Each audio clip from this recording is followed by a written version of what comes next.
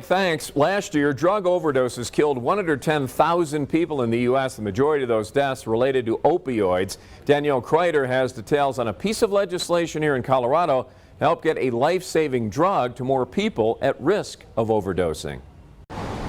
Advocates across the country hoping for change when it comes to overdose deaths. This is a public health emergency that demands a public health approach. So doubling down on the worst ideas of the drug war, which are incarceration and criminalization, has never worked, and that will only increase overdose deaths. Since 2022, nearly 1,800 Coloradans have died of a drug overdose. Sorry.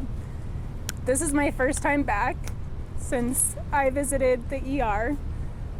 And some of you had to tell me that my mom might not make it. Standing outside the hospital that saved her mom's life, U.S. Representative Brittany Pedersen shared her story. My mom hurt her back like so many people. She went home with bottles upon bottles of opioids. After her back recovered, my mom found herself wildly addicted. Ultimately, my mom was cut off of her prescription like so many people in the United States without access to treatment. And we were ripe for the distribution of unfortunately heroin from the cartels. Her mom was treated for overdoses over the years. And they're struggling with addiction or they've had an overdose. The last thing that we want is for them to go out into the community, have another overdose, and to die.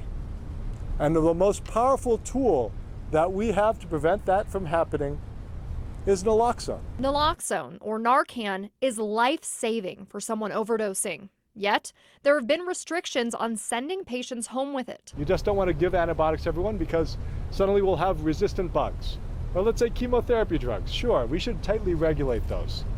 Naloxone has only one purpose and has very little side effects. Rules at the state level have been loosened, but a new bill introduced aims to take that concept to the national level. The Hospitals as Naloxone Distribution Sites Act would also require Medicare and Medicaid to cover the hospital's cost to give the drug to high-risk patients when they're discharged. Tries to correct one of those cardinal sins, which is the sin of not providing life-saving medical interventions when people need them.